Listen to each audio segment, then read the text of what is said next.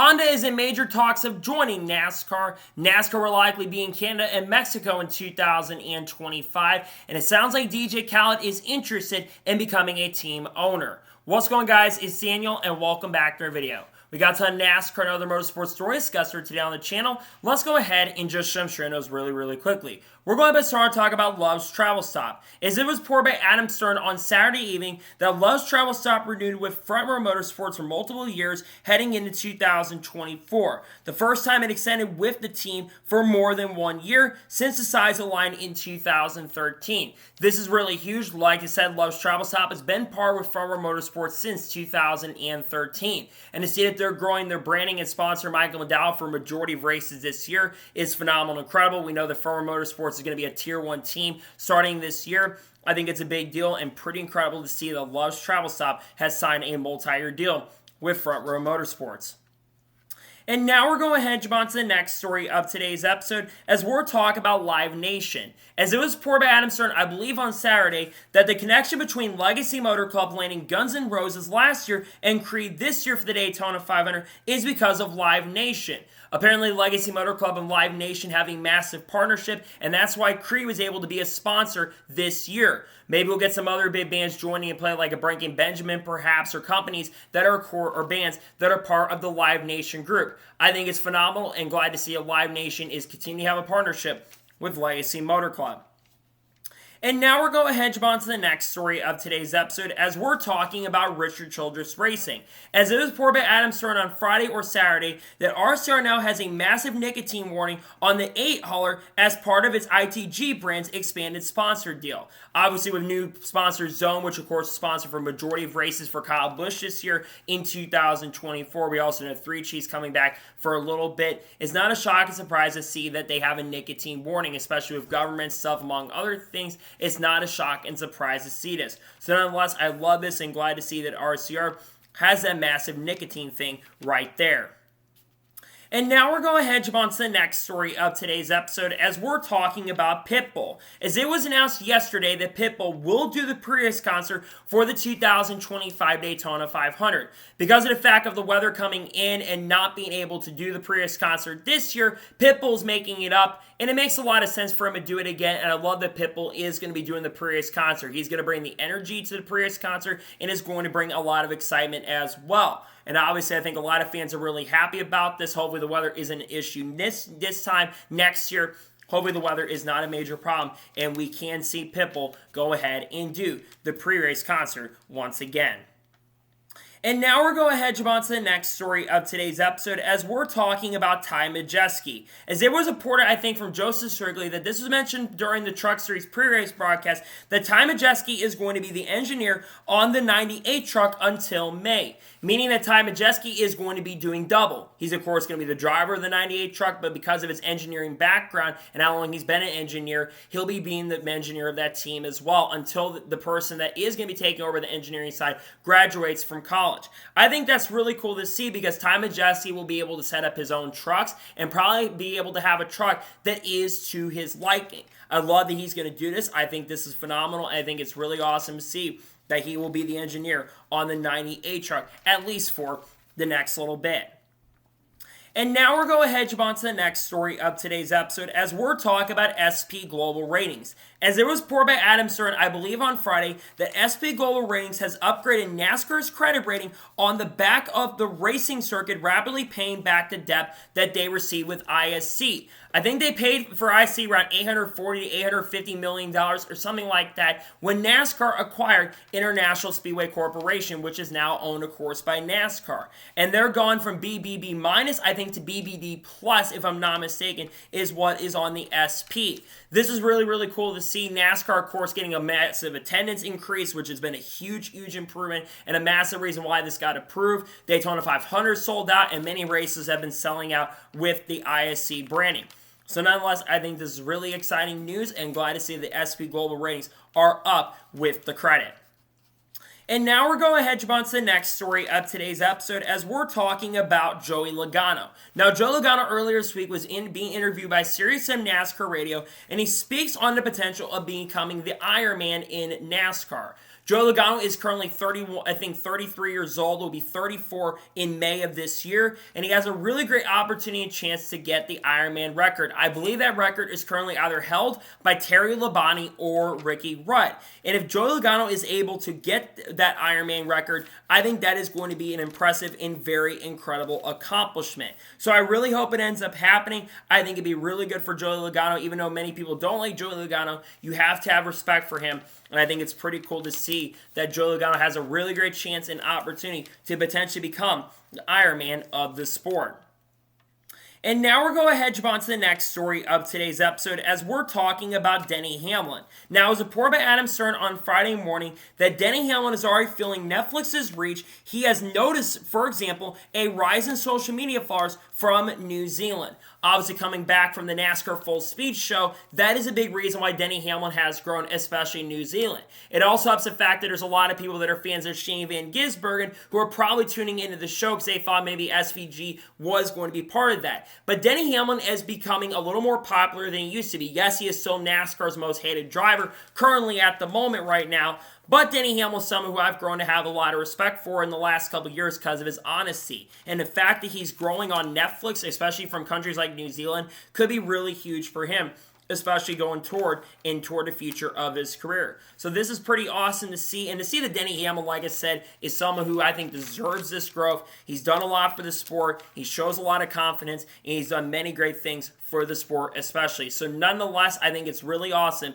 And glad to see that Denny Hamlin is growing. Denny Hamlin has a great personality. A lot of people fell in love with his dad as well, especially with the character he is. I think it's really cool to see that Denny Hamlin is growing a pretty big fan base, especially in a different country like New Zealand.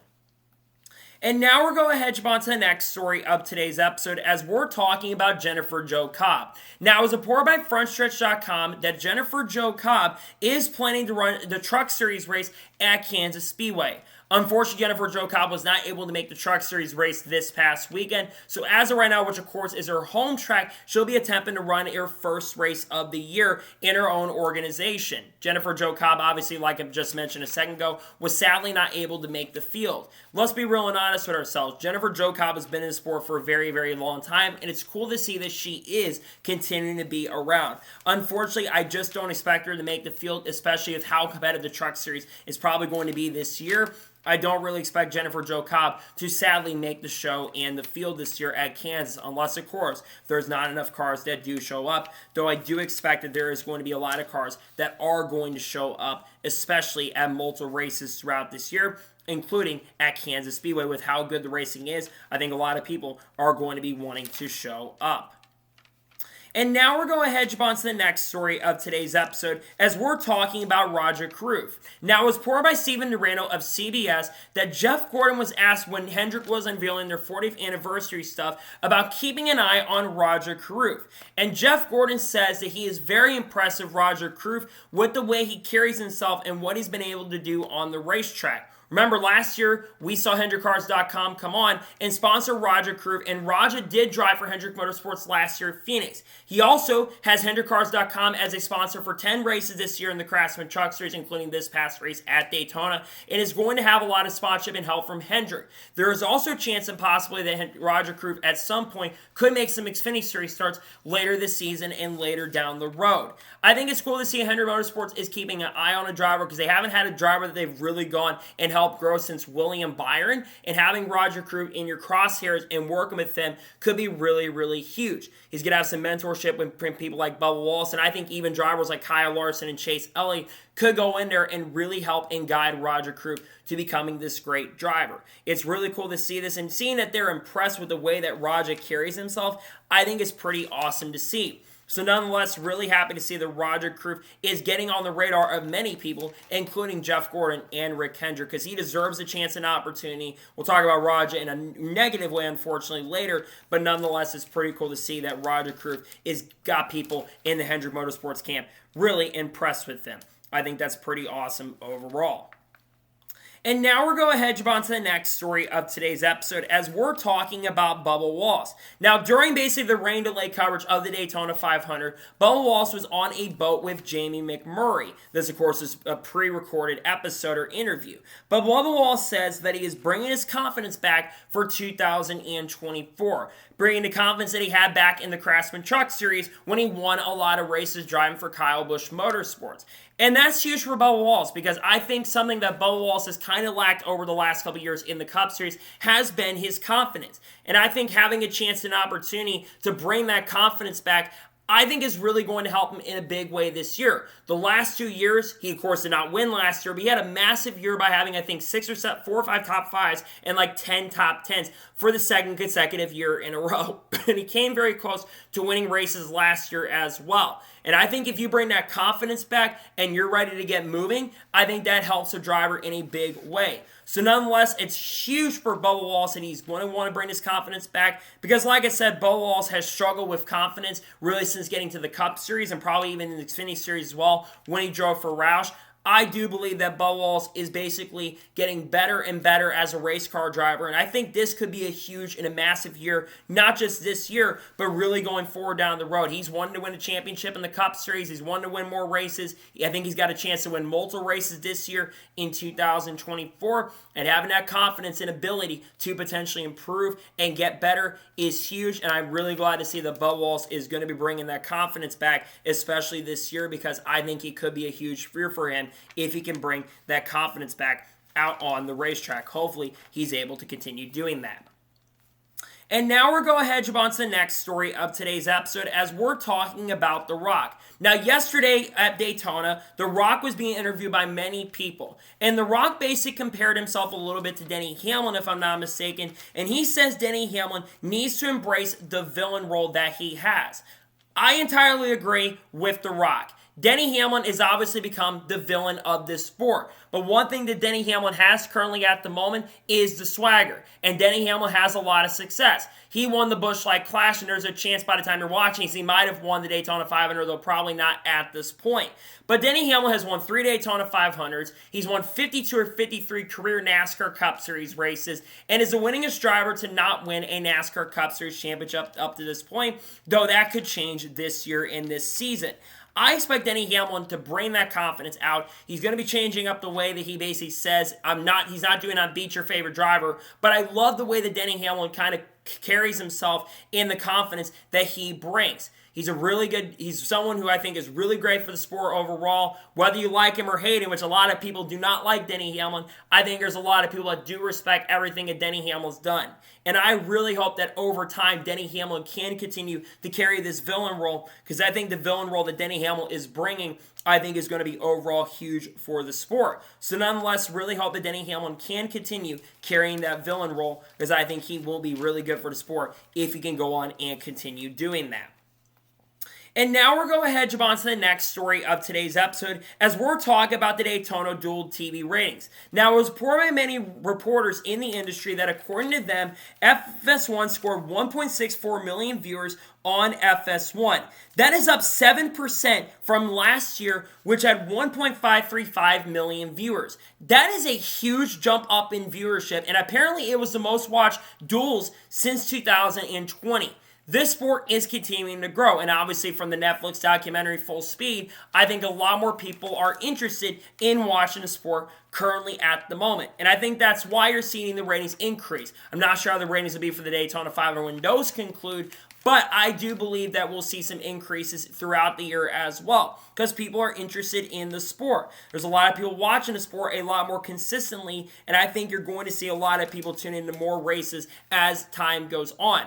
I really hope we have an increase in TV ratings. Obviously, this is the last year of the current TV deal before we do switch over to the new TV deal in 2025, where I do expect a pretty big drop in ratings when we go to Amazon and, of course, when we go to TNT, because there's going to be more races on cable and less races on broadcast. So the number of people going to Amazon and streaming is increasing at a rapid rate. But I think it's very awesome, and I think it's really great to see that the ratings went up this year. I think it's huge for the sport, and hopefully more success can come down the road for the future, and we see a lot of increase in TV ratings as the year continues to progress. I really hope it ends up happening. I think it'll be very huge for the sport if we can see continued growth.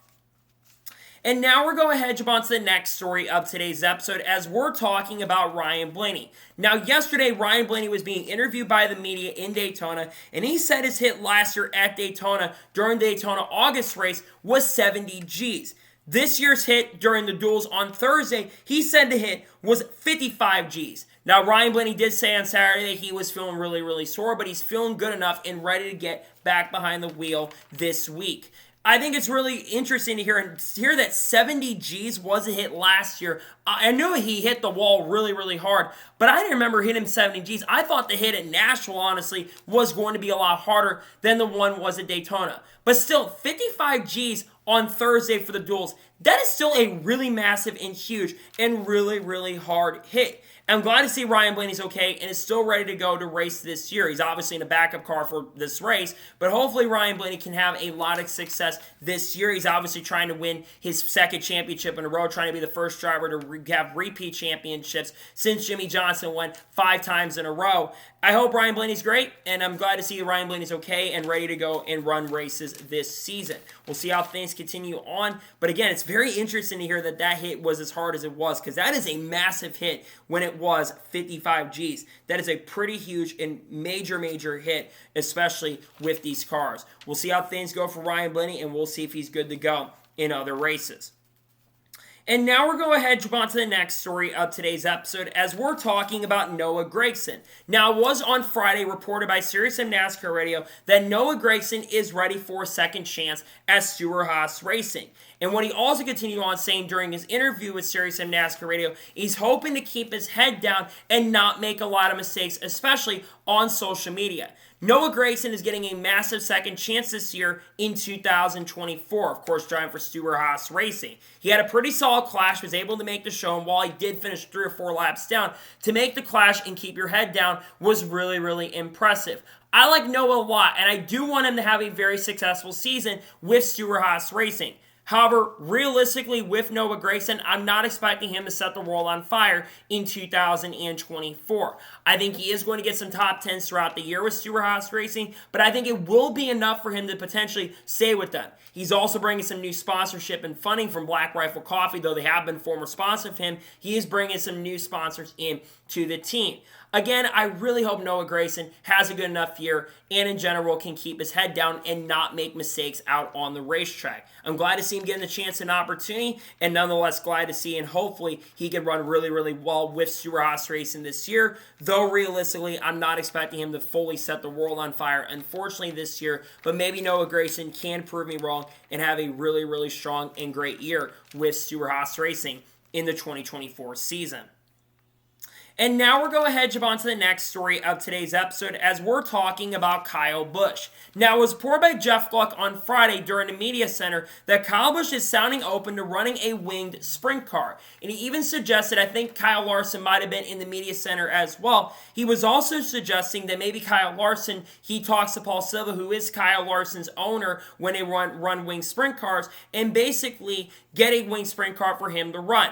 Kyle Busch has been running a lot of sprint car races over the course of the last couple of years in seasons and has been winning races. And another big reason why he's been doing that is because, of course, Kyle's son, Braxton Busch, has been running a lot of sprint car races as well as he continues to climb the race, as Braxton Busch eventually is going to be racing in NASCAR because he is 9 years old, but is getting closer and closer to eventually racing in one of NASCAR's top few divisions. It ain't going to be long before Braxton is racing. But when you go back to talk about Kyle Busch, I think it's pretty cool to see that he's interested in wanting to run a winged sprint car. I think he would be very successful, and I think he would have a very confident year in a winged sprint car. I think he would be competitive. Again, a lot of drivers can't just go in a winged sprint car from the Cup Series and succeed right off the bat. The only drivers that have been able to do that are guys like Kyle Larson and Christopher Bell. But I think if there's anyone that really can go in there in their first event, go out there and win in a wing sprint car, it is definitely a driver like Kyle Busch. I even saw the High Limit account basically saying like, hey, we have some racing Thursday, so maybe we can go ahead and get you in a race at High Limit, which High Limit has been growing their series at a rapid and a huge pace. I really hope we get to see Kyle Busch in a wing sprint car, as I think if he's in there, I think you see a lot more people tune into the High Limit series especially. I really hope we do get to see Kyle Busch run it, as I think it'd be pretty fun to see him go out there and run in the events especially. And now we're going ahead and jump on to the next story of today's episode, as we're talking about Tony Breidinger. Now, during the ARCA race on lap number 4 and lap number 5, there was a pretty big wreck and a pretty big incident that started when it seemed like Gus Dean might have gotten a push from Leland Honeyman and basically came down into Tony Breidinger and caused a pretty big massive wreck that unfortunately involved multiple of her teammates, like Chris Wright, I believe, was also caught up in that wreck, and also collected Shane Van Gisbergen, who of course was making his ARCA debut at Daytona. Now, after the wreck had taken place, Tony Breidinger was basically in the medical center, came out of it, and she called out Gus Dean in multiple interviews on FS1, and also called out Gus Dean during the front stretch interviews and Toby Christie interview, and basically said that Gus Dean is only there because of the paycheck. Now, Gus Dean later that evening, after basically ditching his teammate and trying to play team orders with Jake Finch, he said, screw it, I'm not playing team orders. He basically said, you know what, I'm going to go for the win, and was able to win, I think, his 3rd or 4th career ARCA race. Now, apparently he was asked by the media about Tony Breidinger's comments, and he said that he did not see those comments. Look, Tony Breidinger, and she also talked about the Truck Series etiquette, which we're going to get into later in this episode. But look, it's interesting to see that Gus Dean was able to go on and win. After watching the replay, Gus Dean did make a mistake for sure coming down, but I think that Tony Breidinger had a lot of adrenaline, and I think that's why she was really frustrated and upset. Plus, she was involved in multiple incidents to know that she kind of wasn't saying that the Truck Series was as aggressive, which I think was a load of BS, by the way. But I understand her frustration at Gus Dean. But at the same token, same time, guess who won the race? Gus Dean. Gus Dean was able to go and get that win, which is huge because he's not running the full season. And again, he's been a proven winner in the series before. But I get her frustration. She's there. Of course, she does have money as well. She's got a big brand, and I think she wants to succeed for her brand and her following as well. It's going to be interesting to see how things plan out as time progresses between the two teammates. They're going to race against each other multiple times this year, and we'll see how things continue to happen. But to me, it seems like she was a little bit frustrated and upset with Gus Dean after the incident and the wreck that unfortunately ended up taking place. And now we're going ahead and jump on to the next story of today's episode, as we're talking about Lane Riggs. Now, Lane Riggs, unfortunately, was involved in the first big wreck that took place at Daytona on Friday evening. And after the wreck, Lane Riggs was not very happy about the incident. He called out the aggression, and he also called out the damaged vehicle policy. He basically went on to say, I don't have Dash from The Incredibles to basically fix my stuff. And he says we need to at least double the damaged vehicle policy to what we currently have at the moment. I believe currently for the Craftsman Truck Series, it's 7 minutes for the damaged vehicle policy. He's asking for that to be increased around 14 to 15 minutes. I actually do agree with him here. I do believe the damaged vehicle policy definitely needs to be increased quite a bit. I would love to see them increase it from about 7 or 8 minutes up to maybe 20 to 25 minutes for the damaged vehicle policy. I understand from NASCAR's perspective that they don't want to have a bunch of debris cautions out on the racetrack with tire carcasses, among other things, and a lot of damage on the track. But to me, if you gave these guys a little bit extra time to make sure these trucks are up to par and they're not going to drop stuff, you're going to not risk potentially having cars that bringing damage back out on the racetrack and basically having parts and pieces falling off these cars. I do believe that they need to increase the damaged vehicle policy, and I understand Lane Riggs' frustration. He wants to go out there and he wants to learn, especially super speedways, considering this, I believe, was his first super speedway race and wasn't even able to complete his first super speedway race because he got involved in a wreck early because of a little bit over aggressiveness on lap 6 of the race. I really hope the NASCAR considers it, and I really do hope and pray that NASCAR makes an executive decision to go ahead and increase the length of the damaged vehicle policy because they seriously need to go ahead and do that. And now we're going to head on to the next story of today's episode as we're talking about Roger Carruth. Now, if you watched the Craftsman Truck Series race on Friday, the disaster the race was, you saw the last lap wreck. Coming down the back straightaway on the final lap, Roger Kroos got a really big push from Corey LaJoie. He went a little bit wide and then got into Jack Wood, which caused a very big pileup that caused basically almost everybody, including his teammate Corey LaJoie. Taylor Gray basically went upside down and did a blowover, and there were a lot of drivers involved like Daniel Dye, Cody Robach, Grant Enfinger, among many drivers in the field were involved in the incident and the wreck. Now, in the Infield Care Center, Taylor Gray basically said, I really like Raja. I don't know what he was doing. He said they are good friends. He just did not understand what Roger Kroos was doing there. And if you saw the situation between Bubba Wallace and Raja, they basically had a little bit of a conversation after. Now, a lot of people were blowing this way out of proportion, in my opinion, trying to say that Bubba Wallace was basically going over there and trying to fight him or whatever, which I think was completely stupid. All Bubba was doing, he's a mentor to Raja, and he was trying to help Raja out and basically tell him right from wrong. That's exactly what he's doing. They're having a conversation, and if you saw videos later that surfaced like 10 minutes after the incident, basically they were hugging it out and talking to each other. Because Raja looks up to Bubba, and Bubba's trying to help Raja out in a big way. He's like a big brother to him. To me, I think Roger Kroos absolutely 100% made a mistake. There's no doubt and no question about that. I really hope it is a learning process for him because he's absolutely a really talented and a gifted driver and deserves to be in this series especially. It's a shame that it's gotten to this point. I mean, I believe for Raja, he's a good enough driver and is capable to being very, very and seriously competitive, and I think he deserves to be in this series. He made a mistake, but he wasn't the only driver that really made a mistake out on the racetrack. So I really hope things are cleaned up between them. I really hope there's no more incidents like this, and I think Raja took responsibility, but to me, it was his fault for sure, but I think that Raja will learn from those mistakes and grow as a driver. Keep in mind, Rod is only 21 years old and won't turn 22 until later this year. And now we're going to go ahead and jump on to the next story of today's episode as we're talking about OEMs. Now, it was reported by Adam Stewart on Saturday evening that he says as hybrid car sales rise, Toyota executive Paul Dolezal said that NASCAR's 3 OEMs are going to do a lot of testing with different powertrain platforms to just understand what's the best viable thing moving forward. But they also do understand that entertainment is a very important thing when it comes to racing.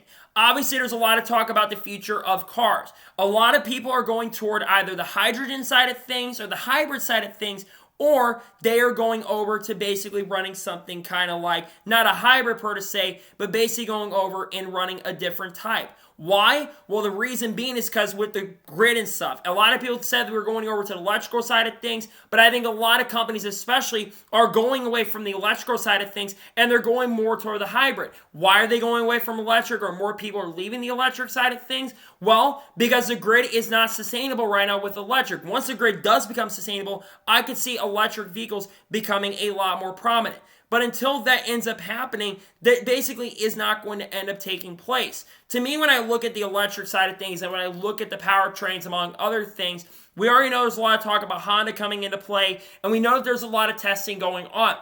We know that they tested an EV car, but that was just for demonstration. That is going to run at some point at other tracks as demonstrations throughout the year. I think it is very important that NASCAR does these tests to make sure everything is up to par, especially for the future of the sport. I do believe that there is going to be something that ends up happening in the not-so-distant future, especially when it does come to this. I think eventually NASCAR is going to go to the hybrid. They're leaning toward going to the hybrid and hydrogen stuff, but they also, because hybrid components could be a big way for electric components to come into play, and an increase in horsepower as well. Which I think an increase in horsepower, I think a lot of people will be very, very happy and positive about. So we'll see how things end up going through as time progresses, but it's interesting to hear that there are conversations about different OEMs coming in, not OEMs, but the OEMs are continuing to test for the future of the sport. And now we're going to jump on to the next story of today's episode as we're talking about some driver announcements. Now, it was earlier today reported by Chris Knight from Cashmans.com that according to him, he has had conversations with people in the Truck in the Xfinity Series garage, and he's reporting that there are still expected to be some driver announcements for 2024 in the Xfinity Series and the Craftsman Truck Series. Obviously, there's a lot of rides that still have not been announced currently at the moment. Obviously, Tory Racing, we don't know who's getting behind the wheel of that seat. We know they're going to run part-time this year in the Craftsman Truck Series, but nothing has been officially announced on what races they exactly are going to run. You also do have some other teams that haven't announced what they're doing. For instance, AM Racing. We still unclear who'll be behind the wheel of that seat. Brett Moffitt was supposed to be back with that team from my understanding, but that basically fell through at this point, unless, of course, he is going to run part-time because Brett Moffitt is still unclear what he's doing this year and this season. There was also talk about going to Front Row Motorsports in a second truck. That obviously fell through. And then you have to look at Matt DiBenedetto. Matt DiBenedetto has been heavily rumored to be going to Khaled Racing at some point this year, but that has not been officially announced yet. There's also a lot of talk about other drivers making movement. We know Frankie Muniz got a ride now at this point. I think about the one truck, I could see Bubba Wallace making some starts with Tricon Garage. We also do know that Khaled Racing is going to run the 10 car, I think, the whole entire year, if I'm not mistaken. And I do believe that we're going to see drivers like Kyle Busch, Kyle Larson, maybe even Chase Elliott, and even some other drivers from the Cup program like Daniel Hemrick get behind the wheel of that seat as well. It's going to be interesting with the driver announcements, especially on what drivers do exactly decide to get behind the wheel of these seats. To me, I think it will be something to kind of watch. I think we're going to be having new drivers getting behind the wheel. You look at Toyota's camp and look at some of these teams. And I think there's going to be some announcements for the Cup Series as well. Even with 2311 Racing, there are rumors of Carl Levers at one point driving for this team. You have other teams like Corey Hine potentially getting behind the wheel of one of the Cup cars. Sheldon Creed, Eric Almirola, you name it, could be driving in the Cup Series at one point. Cam Waters has been rumored for a Cup ride with RFK. In general, I think there is going to be a lot of massive silly season movement that happens on a week-by-week basis as the season continues and progresses. So we'll see how things continue to fly on, especially when it comes to potential driver announcements. But to me, I think there's going to be some pretty massive and major driver movement that's going to be happening in the not-so-distant future, especially with teams and especially with organizations in this sport. And now we're going to hedge on to the next story of today's episode as we're talking about the Race Team Alliance.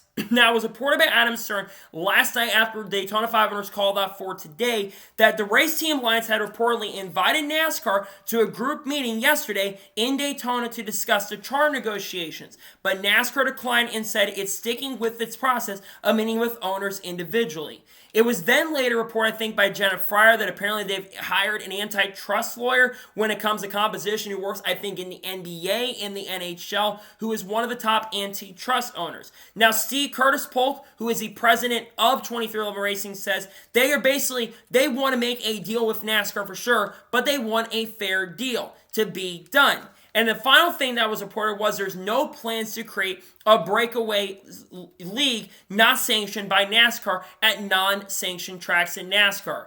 Let's go through everything because this is in due to the charter negotiations. We already know the charter negotiations, basically that kind of fell through, and they're going individually with one team after another.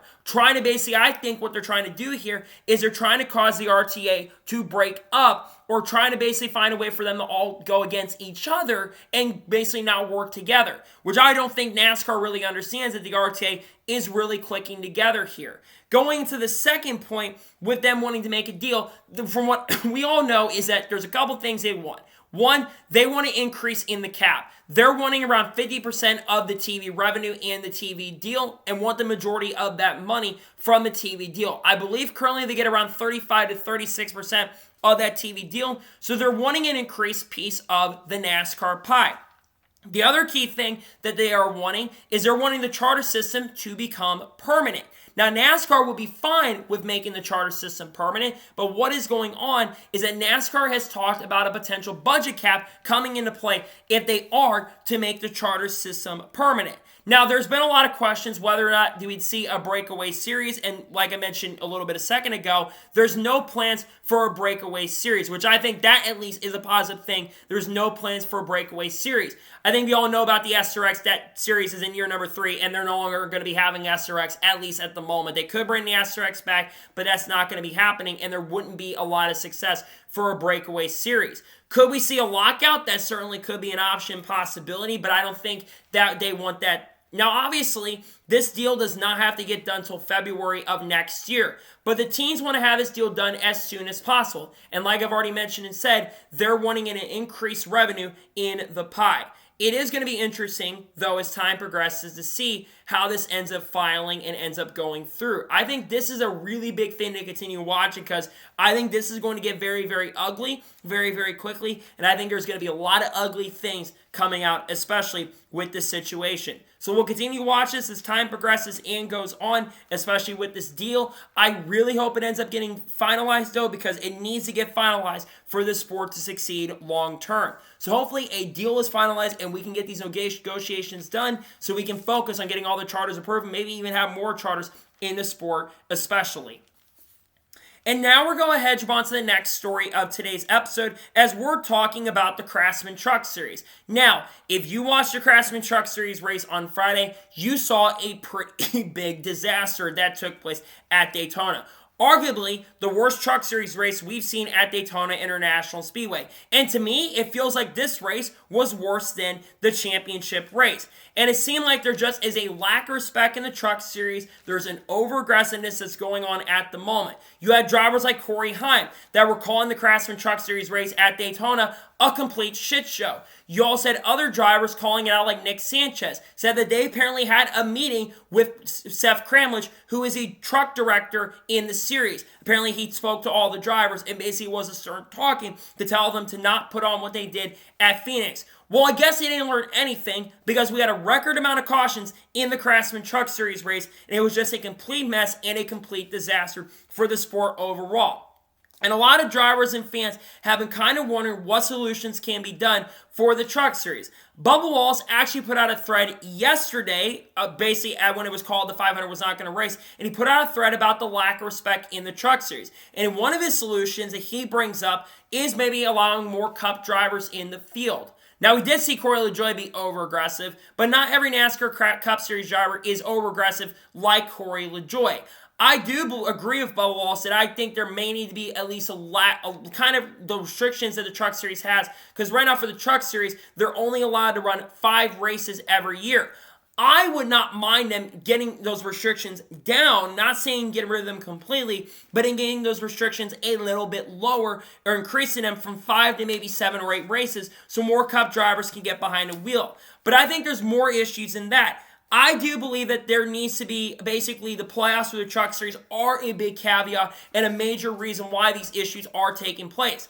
I would definitely be fine with basically getting rid of the playoffs, at least for the Truck Series. If the Xfinity Series and the Cup Series and want to continue having the playoff format, that's perfectly fine and understandable. But I think at least for the Truck Series especially, let's get rid of the playoff format. Let's do the full season format, and I think, one, a racing product would be better because you won't have these drivers going for the win in your and stuff because all these drivers that are in the Truck Series now, except a few, have grown up in the win in your system. I think also lack of veterans in the sport. You don't have your Johnny Bensons anymore. You don't have Mark Martin, Ted Musgrave, Jack Sprague, for instance, Mike Skinner. You don't have all those legends in Top Bodine too. You don't have those drivers that are legends of the sport in the Truck Series, especially in the series. And I think that is a huge reason. You have a lot of younger drivers who are making a lot of mistakes. And to me, for this to change, I do believe that there is going to have to be some sort of thing done about the Truck Series because this can't continue.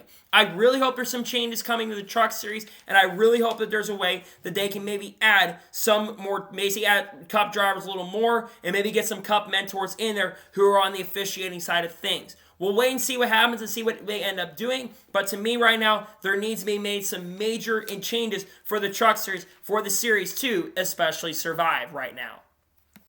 And now we're going ahead to jump on to the next story of today's episode as we're talking about Stewart-Haas Racing. Now, there's been a lot of questions surrounding Stewart-Haas Racing over the course of the last couple months. A big reason is because Stewart-Haas Racing's future is a little bit uncertain. And one of the big reasons is because of the fact that their deal with Ford ends at the end of this year. And it was important thing in Eric Eastep's video that basically that Mark Rosberg was, I think, in the media center, kind of said no comment about the future with Stewart-Haas Racing and Ford. And remember, it was announced on Thursday that Front Row Motorsports has signed an extension with them for the multiple years, and Front Row is becoming a Tier 1 team. If Stewart-Haas Racing was to remain with Ford past this year, they would probably be the 4th tier team, and they would probably be the 4th best organization if they stay a Ford organization. A lot of people are speculating that they may end up leaving Ford at the end of this year, and I think there's a chance that that could, in fact, end up happening. Look, Stewart-Haas Racing has been struggling the last couple of years. They lost their star Kevin Harvick, who's now in the Fox Sports booth. They also lost Eric Umbrell and lost that Smithfield money, and they also lost that Busch Beer money as well. That, of course, is with Ross Chastain all season long. And then, of course, to think about some other things, too. They've lost some big sponsorships. Now, they had an opportunity to pick up a lot of big-name drivers to make their organization better. They could have gotten Kyle Larson a few years ago. Ford denied that. They could have gotten Kyle Busch. There was a lot of talk that Kyle Busch was going to go to Stewart-Haas Racing. That didn't end up happening. They could have got Zane Smith as well. Zane Smith is now with Spire/Trackhouse, is under contract with Trackhouse. They were talking to Michael McDowell. Michael McDowell's remaining with Front Row Motorsports, and they've probably had conversations with other drivers like Haley D to bring a little bit of sponsorship funding, getting back in the seat. But again, Stewart-Haas Racing's future is very uncertain. I do think that this is one of the bigger stories that we are going to be keeping an eye on throughout this year. I think that there is a very reasonable chance that if Stewart-Haas Racing does not sign a deal with Ford by the time this year progresses, I think they will leave Ford and go to a different manufacturer. If I had to make a prediction, it'll most likely be Chevy. I've seen people mention Junior Motorsports as a possibility of partnering up with Stewart-Haas Racing. I don't think that's going to be any sort of possibility because JL Jr. basically wants to own his organization and Cup, and charters are going for $40 million. That's another thing to think about too. Charters. Stewart-Haas Racing, if they were to remain with Ford, they could sell their charters right now because they need a lot of money. If they're not getting the same help from Ford, if they do remain with Ford, they're not going to get as much money probably, and they're going to sell charters, and they could sell to a lot of different teams. We know there's some organizations that want to expand.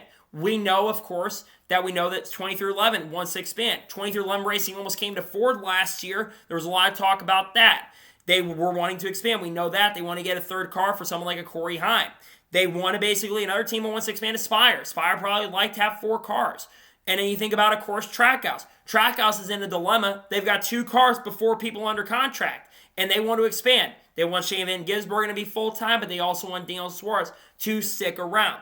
I think SHR is going to be an interesting team to watch when it comes to their future. To me, I think they are going to leave Ford at the end of this year and go back to Chevy. Yes, I know Chevy is kind of overcrowded at the moment, but Toyota, they've got 3 key partner teams, and SHR would not be a top-tier team.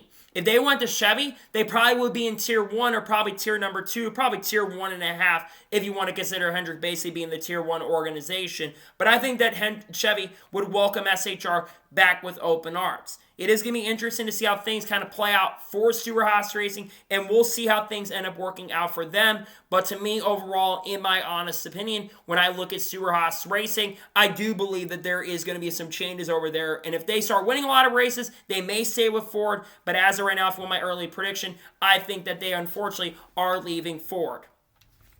And now we're going ahead and jump on to the next major story of today's episode as we're talking about DJ Khaled. Now, DJ Khaled was in the media center yesterday. Unfortunately, is not back today for the Daytona 500. But DJ Khaled was in the media center yesterday. And he says that he's actually interested in being a NASCAR owner. He says he's seen the success from Michael Jordan and has seen all he's been able to accomplish. And DJ Khaled wants to be a NASCAR owner.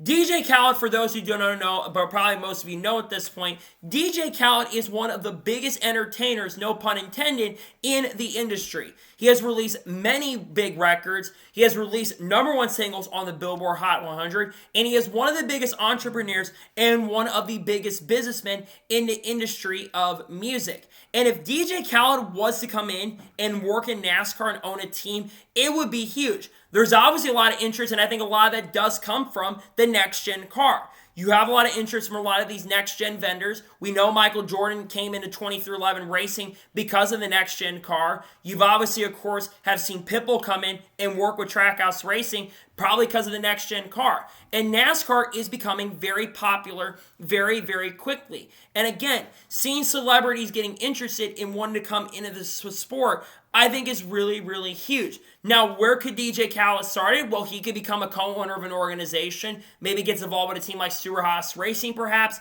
maybe somehow gets involved with Junior Motorsports, or maybe he starts his own brand and team with a driver that's going to retire and basically goes to Honda. There's been a lot of talk and conversation, which we'll get into later, that Honda is in very deep talks and conversations about joining NASCAR.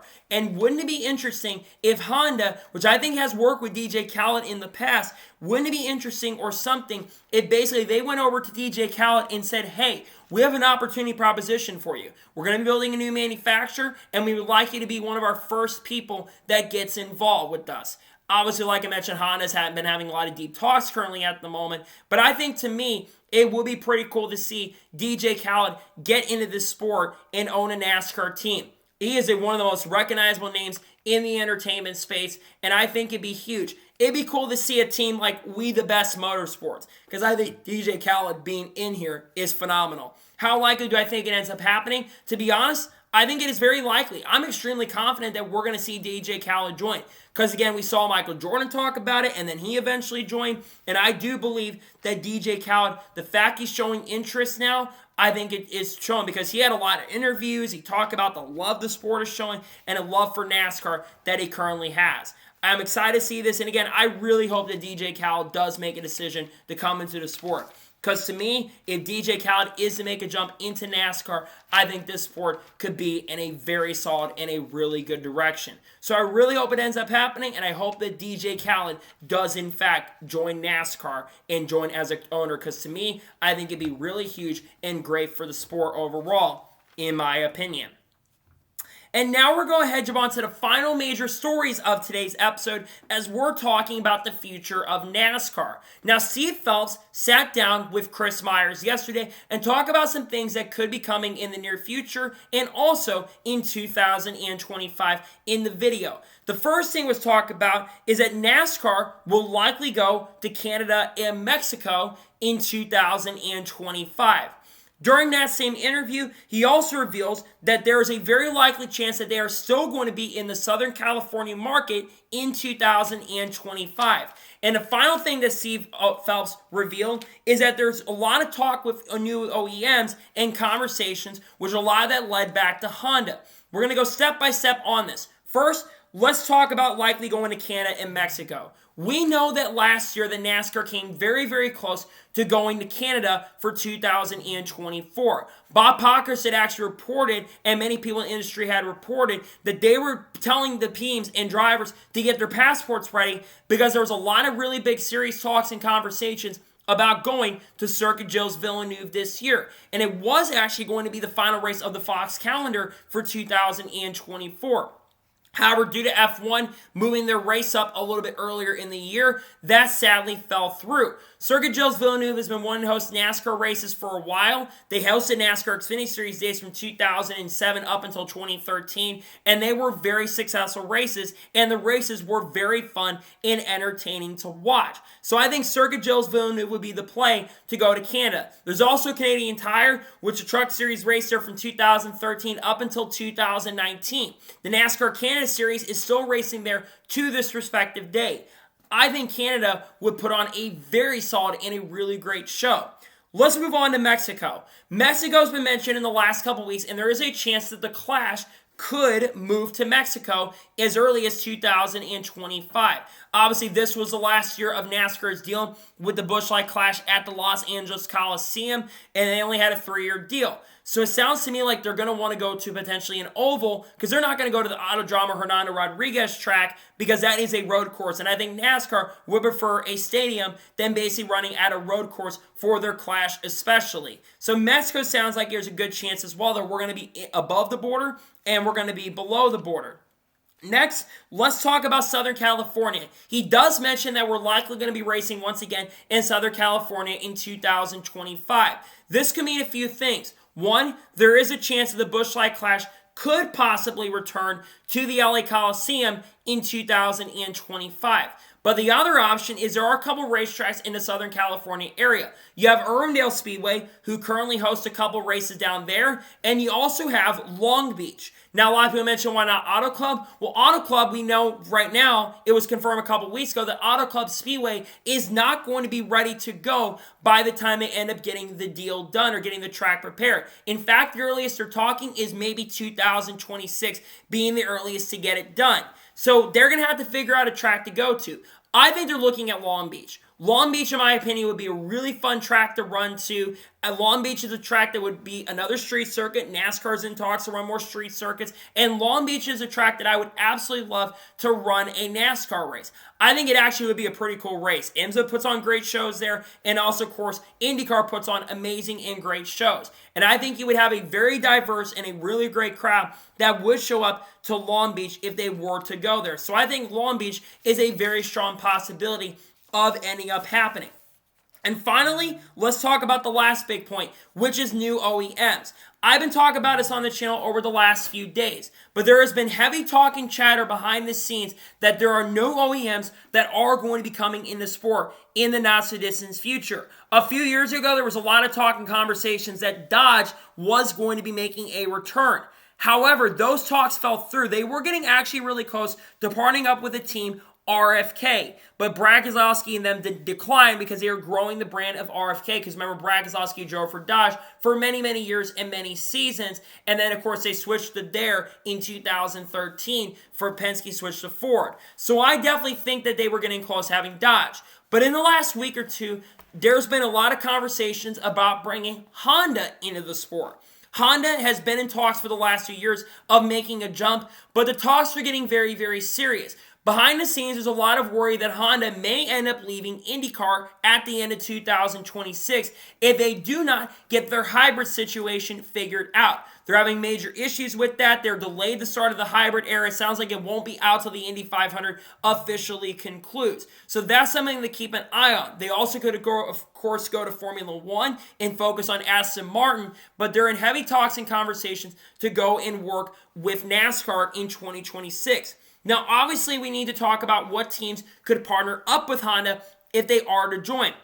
The first one that I look at is a team like Spire Motorsports. Spire Motorsports has been making a lot of massive and huge moves. I mentioned Spire because of Andretti. We know that the Andretti Global Group is involved with them because the owner of Gainbridge and Group 1001 Downtowns is a co-owner of Andretti Global. So definitely they would be a first team that I would be looking at as a major possibility of making the jump into the sport. The second team is Stewart-Haas Racing. Like I mentioned, SHR, there's a lot of talk and conversations going on right now that SHR may not return to Ford. I've already mentioned it here. So I could definitely see another organization coming into play and working like SHR, switching over and becoming the factory the factory Honda team.